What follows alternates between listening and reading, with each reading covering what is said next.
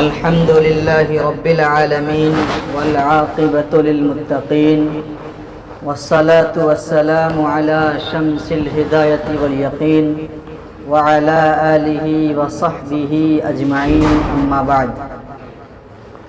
قال الله تبارك وتعالى في القرآن المجيد والفرقان الحميد: أعوذ بالله من الشيطان الرجيم، بسم الله الرحمن الرحيم.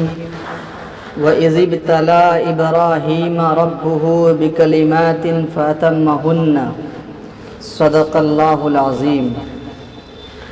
آج بھی ہو اگر براہیم سا ایماں پیدا، آج بھی ہو اگر براہیم سا ایماں پیدا، آگ کر سکتی ہے انداز گلستہ پیدا. میرے محترم بزرگوں، عزیز ساتھیوں، ابھی میں نے آپ حضرات کے سامنے قرآن کریم کی ایک آیت کا مختصر سا حصہ آپ کے سامنے تلاوت کی، جس کا ترجمہ یہ ہے کہ وہ وقت یاد کرنے کے قابل ہے جب ابراہیم کو اس کے رب نے آزمایا، جب ابراہیم کو اللہ نے آزمایا، اس کا امتحان لیا، جانچا، پرکھا، تو ابراہیم علیہ السلام نے اپنے امتحان کو مکمل کر دکھایا، اس کو پورا کر دیا. آپ جانتے ہیں کہ عید الاضحیٰ، یہ عید الاضحیٰ کس کی یادگار ہے؟ ابھی چند دنوں کے بعد ہمارے سامنے، آپ کے سامنے وہ آ جائے گا. حضرت ابراہیم علیہ السلام اور ان کے لائق مند فرزند حضرت اسماعیل علیہ السلام کی یادگار ہے. یہ ان کی قربانیوں کا نتیجہ ہے کہ جسے آج تک امت محمدیہ کرتی چلی آ رہی ہے. جو صاحب حیثیت ہیں ان پر قربانی کو واجب کر دیا. لیکن بتانا یہ مقصود ہے کہ کیا یہ قربانی حضرت ابراہیم علیہ السلام کے دور سے ہی شروع ہوا؟ ایسا نہیں ہے، بلکہ ہر قوم میں، ہر مذہب میں، ہر معاشرے میں ہزاروں افراد، ہزاروں لوگ ایسے ہیں جو قربانیاں دیتے چلے آ رہے ہیں. اب تک یہ سلسلہ جاری ہے. پہلے بھی قربانیوں کا سلسلہ تھا، لیکن جو مقام و مرتبہ اللہ کی بارگاہ میں حضرت ابراہیم علیہ السلام کی قربانی کو ملا، وہ مقام و مرتبہ کسی اور کی قربانی کو نہیں مل سکتا. کیونکہ قربانی وہ تو انتہائی ناپسند، مکروہ، ناقابل بیان ہے.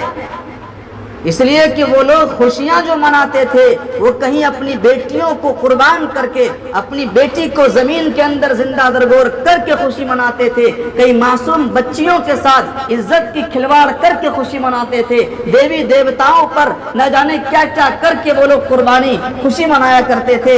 اس طرح، اس لیے ان کا پس منظر، بیک گراؤنڈ بالکل ناقابل بیان ہے، مکروہ ہے، ناپسندیدہ ہے. اس لیے اس کی کوئی اہمیت نہیں ہے. لیکن اسلام نے ان تمام خرافات کو، ان تمام رسم و رواج کو ختم کر کے کہہ دیا: الیوم اکملت لکم دینکم واتممت علیکم نعمتی ورضیت لکم الاسلام دینا، کہ میں نے آج تمہارے دین کو مکمل کر دیا ہے، اور میرے نزدیک جو دین پسند ہے وہ صرف اسلام دین پسند ہے. میرے بھائی، اسلام بہت اہم مذہب ہے جس کی ایک ایک چیز ہمارے سامنے صاف و شفاف نظر آئے گی. اب بات یہ ہے کہ سب سے پہلی قربانی کس نے پیش کی؟ حضرت آدم علیہ السلام کے دو صاحبزادوں نے سب سے پہلی قربانی پیش کی. حابل اور قابل نے جس کو قرآن کریم کے اندر اس طرح بیان کیا اذ قربا قربانا فتقبل من احدهما ولم يتقبل من الاخر. اللہ نے بیان فرمایا کہ جب دونوں بھائیوں نے حابیل اور قابیل نے قربانی پیش کی تو اللہ تعالیٰ نے ان میں سے ایک کی قربانی کو پسند کر لیا اور دوسرے کی قربانی کو نامنظور کر دیا.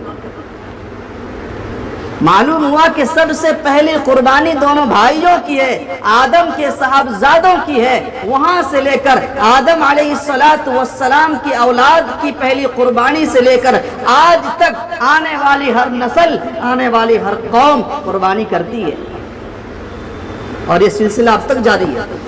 اللہ نے بھی قرآن کے اندر کہا وَلِكُلِّ أُمَّةٍ جَعَلْنَا مَنْسَكًا لِيَذْكُرُوا اسْمَ اللَّهِ عَلَى مَا رَزَقَهُم مِّن بَهِيمَةِ الْأَنْعَامِ. ہم نے ہر امت کے لیے ہم نے قربانی ضروری قرار دے دیا تاکہ وہ یاد الہی میں بطور شکرانہ مشغول ہوں، اس لیے کہ ہم نے ان کو قربانی کے جانور عطا کیے.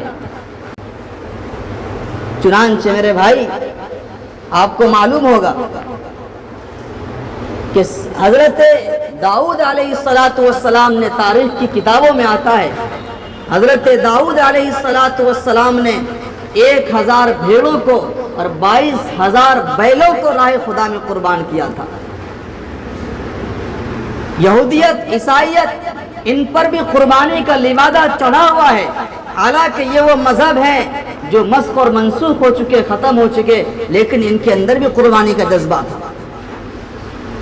یونان کی تاریخ کوئی ڈھکی چھپی نہیں ہے، وہ لوگ بھی ان کا عقیدہ، ان کا نظریہ یہ تھا کہ دیوی دیوتاؤں کے نام پر خون بہا دینے سے گناہوں کا کفارہ ہو جاتا ہے، گناہ مٹ جاتے ہیں اور تمنائیں بر آتی ہیں، مشکلیں آسان ہو جاتی ہیں.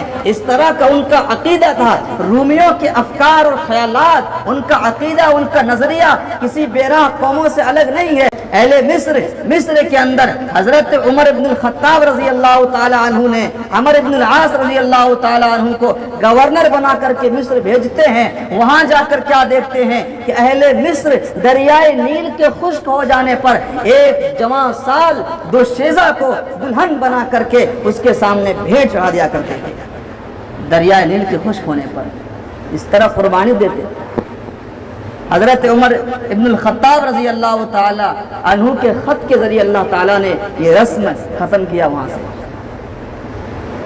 اور آپ کو جان کر تعجب ہوگا، حیرت ہوگی، آپ بھی سوچیں گے کیا ماجرا ہے. خود آقا و مولا تاجدار مدینہ احمد مجتبی محمد مصطفیٰ صلی اللہ علیہ وسلم کے والد محترم حضرت عبداللہ کی پرورش محض اس بنیاد پر ہو رہی تھی کہ ان کو بھی عرب کے قدیم پرانے رسم و رواج کی خاطر قربان کر دیا جائے گا. کیا واقعہ ہے؟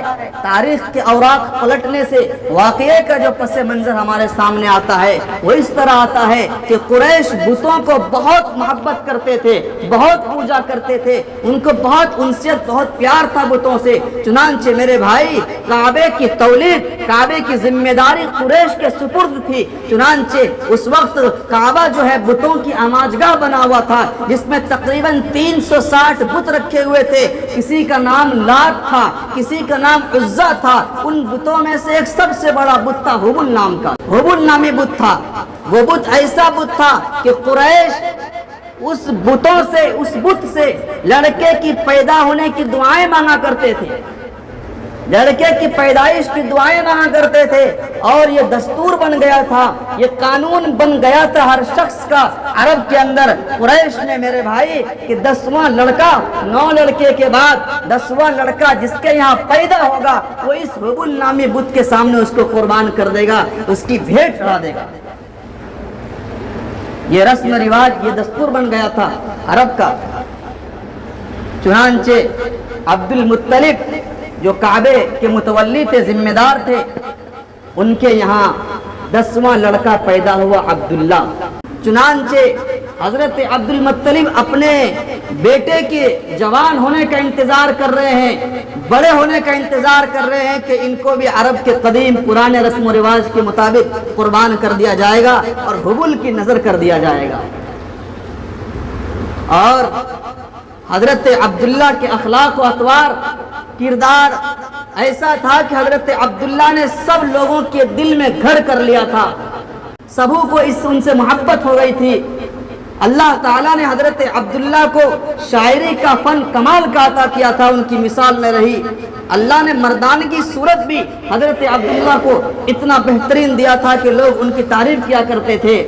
عبد المطلب بھی اپنے بیٹے کے اخلاق و اطوار پر بہت فخر کیا کرتے تھے، لیکن جب عرب کا وہ قدیم رسم و رواج، عرب کا وہ قدیم دستور قانون یاد آتا تھا، عبد المطلب کی نیندیں حرام ہو جاتی تھی،